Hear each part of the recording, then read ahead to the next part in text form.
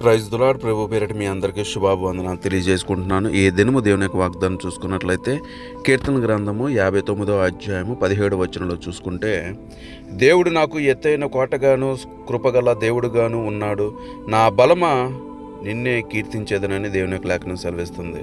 ప్రియమైన వాళ్ళరా, దేవుడు మనకి ఏ విధంగా ఉన్నాడంటే, ఏ లోపాలు వచ్చినా, ఏ ఇబ్బందులు వచ్చినా, ఏ అనారోగ్యాలు వచ్చినప్పటికీ కూడా, ఎలాంటి పరిస్థితులలో ఉన్నప్పటికీ కూడా దేవుడు నీకు ఎత్తైన కోటగాను కృపగల దేవుడుగాను ఉన్నాడు.